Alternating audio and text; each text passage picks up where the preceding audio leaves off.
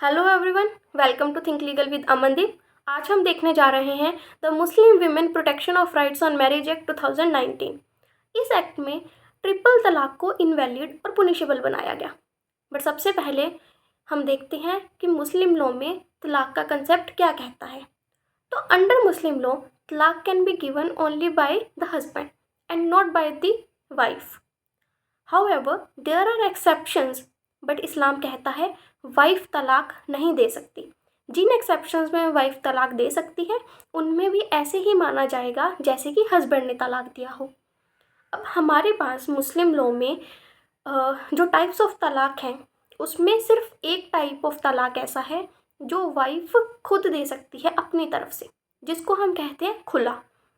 But बाकी के जो तलाक हैं वो हस्बैंड देगा। अब हस्बैंड के द्वारा दिए जाने वाले तलाक कौन से हैं? सबसे पहले है तलाकुल बिद्दत, जिसको हम कहते हैं ट्रिपल तलाक। दूसरे टाइप का तलाक जो हस्बैंड दे सकता है उसको कहते हैं तलाकुल सुन्नत। तलाकुल सुन्नत की फर्दर दो टाइप्स हैं, हसन और अहसन। फिर जो तीसरी टाइप ऑफ तलाक है जो हस्बैंड दे सकता है वो है मुबर्रत। अब इसको बोला जाता है तलाक बाय म्यूचुअल कंसेंट। लेकिन इस केस में भी जो तलाक प्रोनाउंस किया जाता है वो हस्बैंड के द्वारा किया जाता है with the consent of wife. जो पहली दो टाइप्स हैं तलाकुल बिद्दत और तलाकुल सुन्नत, वो प्रोनाउंस तो हस्बैंड ही करेगा बट उसमें वाइफ की कंसेंट नहीं होगी। बट मुबर्रत में प्रोनाउंस हस्बैंड करेगा तलाक, बट इसमें वाइफ की कंसेंट लेना रिक्वायर्ड है। ठीक है, तो हमने 4 तरह के डाइवोर्स के टाइप्स देखे, जिसमें कि सिर्फ एक विमेन के पास है जो कि खुला और बाकी के 3 हैं हस्बैंड के पास। तो हमने फीमेल को राइट टू गेट डाइवोर्स दिया, लेकिन वो इस्लाम में प्रोवाइडेड नहीं है। वो हमने विमेन को राइट दिया through passing a separate legislation in 1939। ठीक है, तो हम उसके साथ बाद में डील करेंगे जब हम 1939 एक्ट करेंगे। अभी हम डील कर रहे हैं सिर्फ ट्रिपल तलाक के साथ। तो हम देखते हैं कि ट्रिपल तलाक है क्या। तो ट्रिपल तलाक जो है वो सुन्नीस के हनीफी लॉ में रिकॉग्नाइज्ड है। सुन्नीस के जो बाकी लॉ हैं, बाकी स्कूल्स हैं, उसमें ट्रिपल तलाक को रिकॉग्निशन नहीं दी गई। जो शियाज हैं, शियाज इसको एक्सेप्ट नहीं करते। शियाज के लिए ट्रिपल तलाक हराम है। ओके, तो जो कुरान है, कुरान में भी ट्रिपल तलाक का कोई रेफरेंस नहीं दिया गया। अब हम देख लेते हैं कि जो ट्रिपल तलाक है या तलाकुल बिद्दत है, इसको प्रोनाउंस कैसे किया जाएगा। तो सबसे पहले 3 प्रोनाउंसमेंट्स ऑफ तलाक करनी है इन सिंगल सेंटेंस। सेकेंडली, ये प्रोनाउंसमेंट्स आपको इन तुहर पीरियड करनी है। जब आपने 3rd प्रोनाउंसमेंट कर दी तो जो तलाक है वो फाइनल और इर्रिवोकेबल हो जाएगा। आप उसको बाद में रिवोक नहीं कर सकते। अगर अब आपको अपनी डाइवोर्स्ड वाइफ से दोबारा शादी करनी है तो पहले वाइफ को हलाला करना पड़ेगा। ठीक है, जब आपने तीनों प्रोनाउंसमेंट्स कर दी हैं तो जो तलाक है वो फाइनल हो जाएगा और उसके बाद जो वाइफ है वो इद्दत पीरियड को ऑब्जर्व करेगी। अब ये हो गई बेसिक इंट्रोडक्शन अबाउट तलाकुल बिद्दत। अब हम देखते हैं जुडिशियल ट्रेंड क्या रहा। हमें जिस एक्ट के साथ अभी हमें डील करना है 2019 एक्ट, अब हम देखते हैं कि उसकी ज़रूरत क्यों पड़ी। ठीक है, किस तरह से इसका एवोल्यूशन हुआ। तो सबसे पहले हमारे पास जो केस आया था that challenged the validity of triple talaq, that was Rashid Ahmad versus Anisa Khatun 1931 Privi council. तो इस केस में प्रीवी काउंसिल ने हेल्ड किया कि talaqul biddat is valid and applicable in India. तो यहाँ पर ट्रिपल तलाक को प्रीवी काउंसिल ने वैलिड बना दिया। तो उसके बाद फिर कितने साल लग गए इसको चैलेंज करते हुए। तो फिर हमारे पास जो सेकंड केस आया वो था Shamim Ara versus state of UP and another 2002 Supreme Court. तो इस केस में सुप्रीम कोर्ट ने सेम वही चीज़ हेल्ड करी जो कि प्रीवी काउंसिल ने कही थी कि ट्रिपल तलाक is valid and applicable in India. But इसमें सुप्रीम कोर्ट ने 2 कंडीशंस लगा दी। तो क्या कंडीशंस लगाई? पहली कंडीशन थी कि it must be on reasonable ground. जो आप ट्रिपल तलाक दे रहे हो वो किसी रीजनेबल ग्राउंड के बेसिस पर होना चाहिए। दूसरी कंडीशन लगाई कि it should be after attempt of reconciliation. तो सबसे पहले आप कंसिलिएशन मीडिएशन करने की कोशिश करोगे कि क्या जो आपका तलाक है वो देने की ज़रूरत ना पड़े, ठीक है। तो आप अपनी दोनों फैमिलीज़ को बिठाओगे, ठीक है। तो आप सारे रिकन्सिलिएशन की कोशिश करोगे। तो दो कंडीशंस क्या हो गई, पहली चीज़ कि आप जिस ग्राउंड पर ट्रिपल तलाक दे रहे हो वो रीज़नेबल होना चाहिए। दूसरी चीज़, पहले आपको रिकन्सिलिएशन ट्राई करनी है। अगर रिकन्सिलिएशन के बावजूद भी आपका जो कॉन्फ्लिक्ट है वो सॉल्व नहीं हो रहा, तब आप ट्रिपल तलाक दे सकते हो, ठीक है। तो यहाँ पर भी मुस्लिम वुमेन को रिलीफ नहीं मिला। अब उसके बाद हमारे पास लैंडमार्क केस आया, Shayara Bano versus Union of India 2017 Supreme Court. इस केस में कॉन्स्टिट्यूशनल बेंच बैठा। कॉन्स्टिट्यूशनल बेंच ने by the ratio of 3:2 held किया कि ट्रिपल तलाक इज़ इनवैलिड। तो यहाँ पर जाकर जो ट्रिपल तलाक था और तलाकुल बिद्दत था वो इनवैलिड बना और ट्रिपल तलाक पर सुप्रीम कोर्ट ने स्टे लगा दी। और सुप्रीम कोर्ट ने ये भी कहा कि जो पार्लियामेंट है वो इस पर लेजिस्लेशन बनाए। सुप्रीम कोर्ट ने ट्रिपल तलाक को इनवैलिड बनाया था, बट सुप्रीम कोर्ट ने इसको पुनिशेबल नहीं बनाया था। But in as a result of this pronouncement हमारे पास पार्लियामेंट ने लॉ बना दिया, that is the Muslim women protection of rights on marriage act 2019। इस एक्ट में ट्रिपल तलाक को इनवैलिड तो बनाया गया as per the decision of supreme court, but इस एक्ट में इनवैलिड बनाने के साथ साथ ट्रिपल तलाक को पुनिशेबल भी बना दिया गया। तो जो भी हस्बैंड ट्रिपल तलाक प्रोनाउंस करेगा अपनी वाइफ पर, वो लाइबल टू पनिशमेंट हो जाएगा। ओके, तो अब हम देख लेते हैं इस एक्ट के साथ कि ये जो एक्ट है ये क्या कहता है। So the title says the Muslim women protection of rights on marriage act 2019 2019, मतलब 2019 में जितने एक्ट आए उनमें से ये वाला एक्ट था 20 नंबर पर। ओके, तो इसको इनेक्ट किया गया 31 जुलाई 2019 को। अब इसका जो प्रियम्बल है वो देख लेते हैं। It says an act to protect the rights of married Muslim women and to prohibit divorce by pronouncing talaq by their husbands and to provide for matters connected therewith और इंसिडेंटल देयरटू। किसी भी एक्ट का जो प्रियम्बल है उससे हमें उस act का जो ऑब्जेक्टिव है वो पता चलता है। अब इन्होंने क्या बताया कि ये एक्ट किस पर्पज़ के साथ बनाया गया है। पहली चीज़ कि जो मैरिड मुस्लिम विमेन है उनके राइट्स को प्रोटेक्ट किया जा सके। दूसरी चीज़, जो मैरिड मुस्लिम फीमेल्स के हस्बैंड हैं वो उन पर तलाक प्रोनाउंस ना कर सकें, उस चीज़ को हमें प्रोहिबिट करना है। तो इसमें तलाक का जो मतलब है वो वही होगा जो कि इस एक्ट में प्रोवाइड किया गया है। तो यहाँ पर तलाक का मतलब हर तलाक नहीं है, सिर्फ वही तलाक है जो कि डेफिनेशन में आगे हमें दिया गया है। और तीसरी चीज़ जो इन्होंने प्रीएम्बल में प्रोवाइड करी है, that is to provide for matters connected therewith or incidental thereto. तो मुस्लिम वीमेन के राइट्स को प्रोटेक्ट करने के लिए या उसका जो हस्बैंड है वो उस पर तलाक प्रोनाउंस ना करे, इन चीज़ों को प्रोटेक्ट करने के लिए और प्रोहिबिट करने के लिए जो अदर इंसिडेंटल मैटर्स हैं हम उनके साथ भी डील करेंगे। तो अब स्टार्ट करते हैं। Chapter 1 preliminary. Section 1 short title extent and commencement. Subsection 1 this act may be called the Muslim women protection of rights on marriage act 2019। So subsection 1 ने हमें बता दिया कि इस एक्ट का जो नेम है वो क्या होगा। Subsection 2 it shall extend to the whole of India except the state of Jammu and Kashmir. तो इन्होंने बोला कि जो ये एक्ट है it will apply on whole of India except Jammu and Kashmir. But Jammu and Kashmir को इंडिया का पार्ट बनाने के बाद जो Jammu and Kashmir reorganisation act आया हमारे पास, उसके अकॉर्डिंग अब ये जो प्रोविज़न है एक्सेप्ट जम्मू एंड कश्मीर ये एप्लीकेबल नहीं है। अब ये जो एक्ट है it is applicable on whole of the India including Jammu and Kashmir. Subsection 3 it shall be deemed to have come into force on 19th day of September 2018।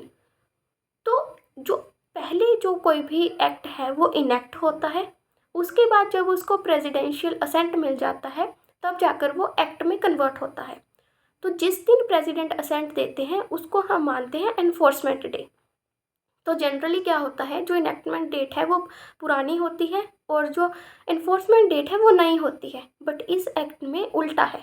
यहाँ पर हमारे पास जो इनेक्टमेंट डेट है वो बाद की है और एनफोर्समेंट डेट पहले की है।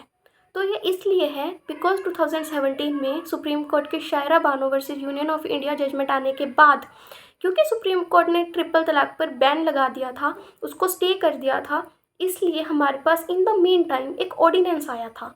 तो उस ऑर्डिनेंस की वजह से हम इस एक्ट की इन्फोर्समेंट को रेट्रोस्पेक्टिव इफेक्ट दे रहे हैं, बैक डेट से हम इसको इम्प्लीमेंट कर रहे हैं। ठीक है, तो अब इन्फोर्समेंट डेट क्या हो जाएगी हमारे पास, दैट इज़ 19 सितंबर 2018। जैसे कि यहाँ इन्होंने लिखा है कि डीम्ड। डीम्ड क्या होता है कि जो चीज़ रियल में होती नहीं है बट उसको ऐसे मान लिया जाता है। तो जो ये एक्ट है ये एनफोर्समेंट में तो बाद में ही आएगा, जबकि इनेक्ट होगा उसके बाद ही होगा, बट रेट्रोस्पेक्टिव इफेक्ट देंगे ताकि कोई भी ऐसा एक्ट अनपुनिशेबल ना चला जाए। तो हम फ्रॉम बैक डेट इस एक्ट को एनफोर्स कर रहे हैं। ओके, फिर आ गई हमारे पास सेक्शन 2 में डेफिनेशंस। तो सबसे पहले डेफिनेशन है इलेक्ट्रॉनिक फॉर्म की। तो इलेक्ट्रॉनिक फॉर्म को इन्होंने वही डेफिनेशन दी है जो कि इंफॉर्मेशन टेक्नोलॉजी एक्ट में डिफाइंड की गई है।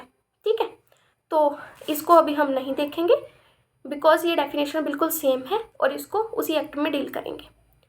सेकेंड डेफिनेशन है वो हमारे लिए इम्पोर्टेंट है, विच डील्स विद मैजिस्ट्रेट। तो इस एक्ट में मैजिस्ट्रेट का क्या मतलब होगा। It says magistrate means judicial magistrate of first class exercising jurisdiction under the code of criminal procedure in the area where married Muslim women resides। तो magistrate का मतलब होगा judicial magistrate of first class, जो कि उस area में jurisdiction exercise कर रहे हैं जहाँ पर मैरिड मुस्लिम वीमेन रह रही है। ठीक है, तो जहाँ हस्बैंड रह रहा है वहाँ वाले JMIC नहीं होंगे, JMIC होंगे जहाँ पर मैरिड वीमेन रह रही है। और ये जो जुरिस्डिक्शन है ये कहाँ से लेंगे, code of criminal procedure code. But क्योंकि क्रिमिनल प्रोसीजर कोड 1973 रिपील हो चुका है और इसकी जगह भी हमारे पास भारतीय नागरिक सुरक्षा संहिता 2023 आ चुका है, तो यहाँ पर अब हम इसको क्या पढ़ेंगे, जैसे कि यहाँ पर BNSS 2023 लिखा हो। थर्ड डेफिनेशन डील्स विद तलाक।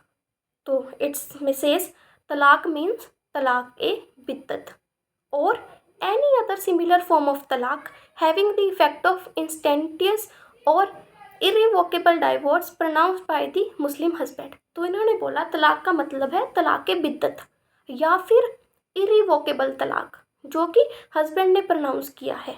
ठीक है, इंस्टेंटली किया है और जिसका इफेक्ट ये है कि वो इरिवोकेबल है, आप उसको रिवोक नहीं कर सकते, कैंसिल नहीं कर सकते।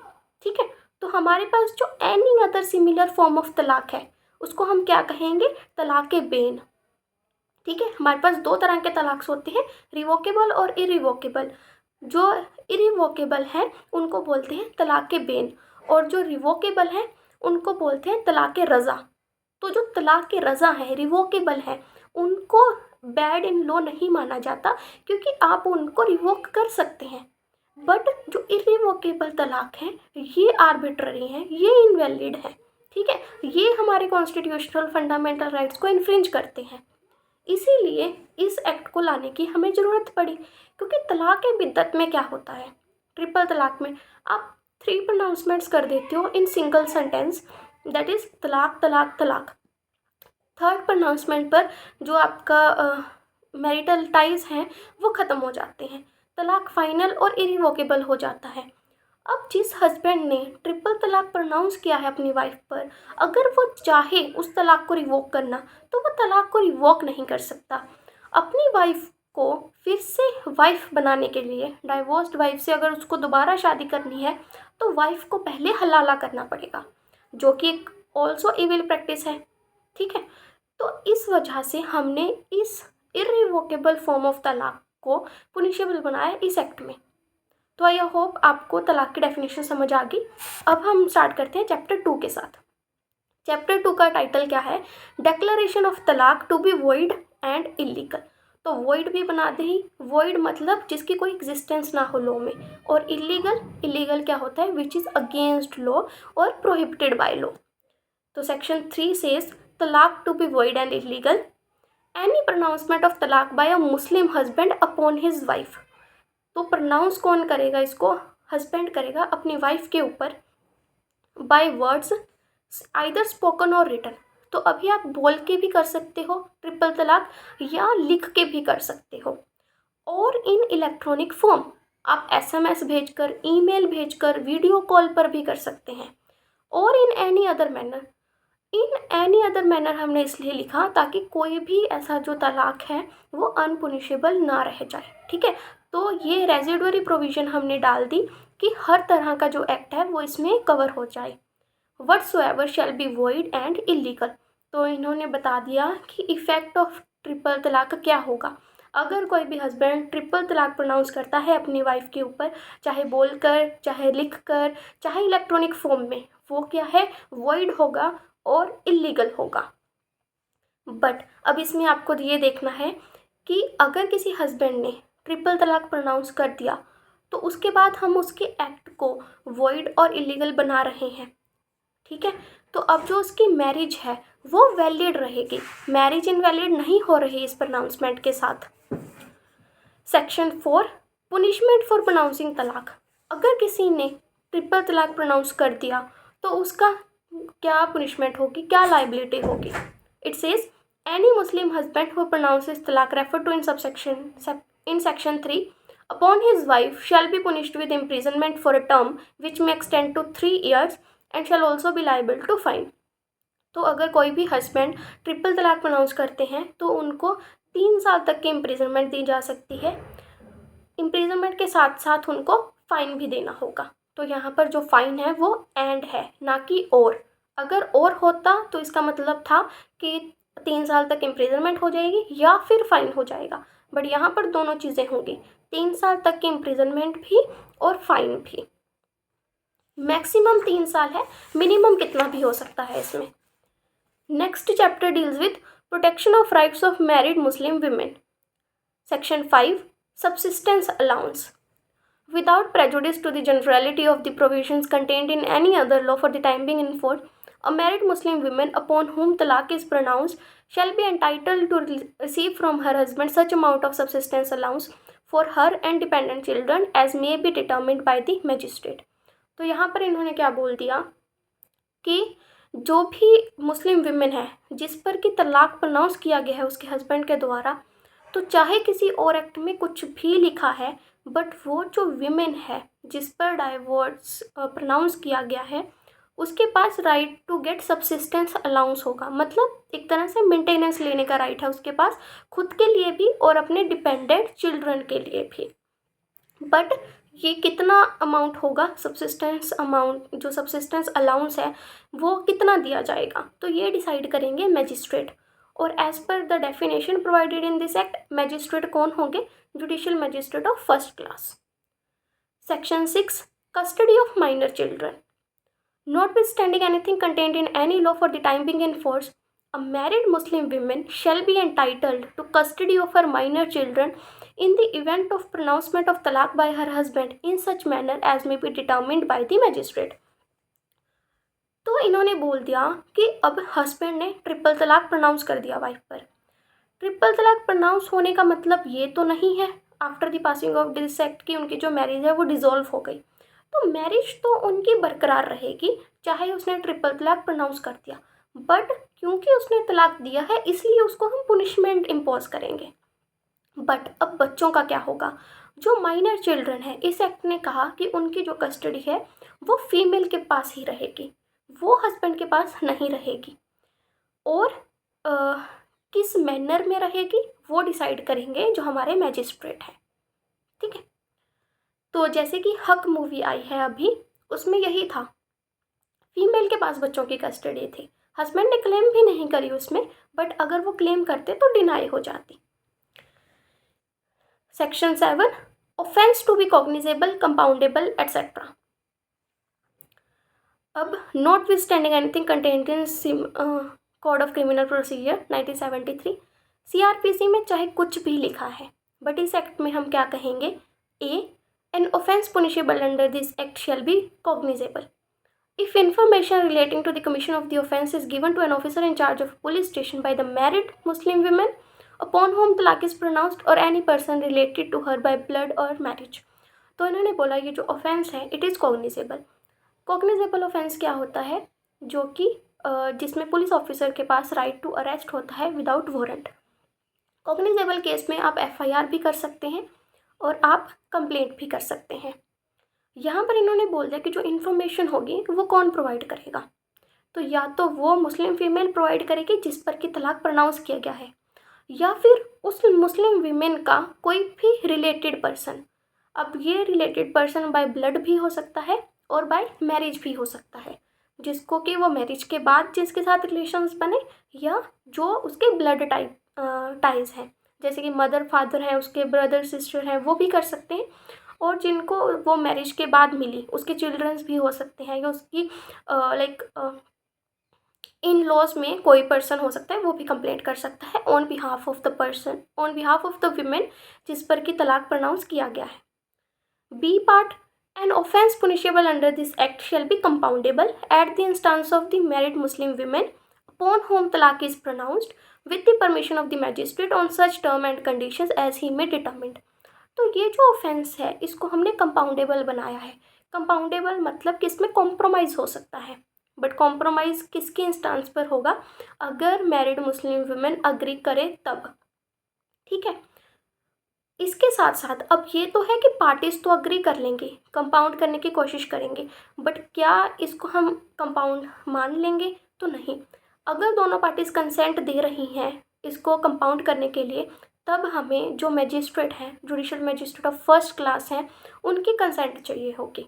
तो इसमें हमारे पास क्या रिक्वायरमेंट होगी इस ऑफेंस को कंपाउंड करने के लिए? कि दोनों पार्टीज अग्री होनी चाहिए और जो मैजिस्ट्रेट हैं वो भी अग्री हो. जो मैजिस्ट्रेट हैं वो इसको कंपाउंड करते हैं, कुछ कंडीशंस भी इम्पोज कर सकते हैं. C part, no person accused of an offence punishable under this shall be released on bail unless the magistrate on an application filed by the accused and after hearing the married Muslim women upon whom talaq is pronounced is satisfied that there are reasonable grounds for granting bail to such person. तो यहाँ पर इन्होंने क्या बोला कि ये जो offence है ये है नॉन बेलेबल ऑफेंस. जिस भी पर्सन ने ये ऑफेंस कमिट किया है ऑफ प्रोनाउंसिंग ट्रिपल तलाक, उसको बेल नहीं दी जाएगी. लेकिन इन्होंने उसकी एक्सेप्शन भी प्रोवाइड कर दी कि अगर मैजिस्ट्रेट के पास एप्लीकेशन आती है अक्यूज्ड के द्वारा for granting him bail, and जो उसकी मैरिड फीमेल वाइफ थी तो उसकी कंसेंट है, वो अग्री कर रही है कि हाँ आप इसको जो बेल है वो दे दीजिए, और जो मैजिस्ट्रेट है वो भी रीज़नेबल ग्राउंड्स को लेकर अग्री हैं, वो उसको एक्सेप्ट कर रहे हैं कि हाँ जो रीज़नेबल ग्राउंड्स हैं बेल देने के लिए हमारे पास प्रेजेंट है. तो इस केस में जो मैजिस्ट्रेट हैं वो उसको बेल ग्रांट कर देंगे. बट मैरिड मुस्लिम वीमेन को सुने बिना, रीजनेबल ग्राउंड्स को देखे बिना बेल ग्रांट नहीं होगी. ठीक है. इसमें बेल राइट नहीं है, बेल एक्सेप्शन है. फिर आ गया हमारे पास section 8, repeal and savings. Subsection 1, the Muslim women protection of rights on marriage second ordinance 2019 is hereby repealed. तो मैंने जैसे कि आपको बताया था कि इस एक्ट के आने से पहले और 2017 में शायरा बानो की जजमेंट आने के बाद ऑर्डिनेंस लेके आई थी हमारी गवर्नमेंट, तो उस ऑर्डिनेंस को इस एक्ट ने रिपील कर दिया बिकॉज अब उसकी रिक्वायरमेंट नहीं थी. Subsection 2, notwithstanding such repeal anything done और any action taken under second ordinance shall be deemed to have been done और taken under this provisions of this act. तो उन्होंने बोला कि चाहे हम उसको रिपील कर रहे हैं एक्ट को, बट उस ऑर्डिनेंस के अंडर जो भी चीज़ें करी जा चुकी हैं उनको हम वैलिड रख रखे हैं और वो इनवैलिड नहीं होगी. तो आई होप कि आपको ये एक्ट समझ आ गया होगा. Thank you so much guys.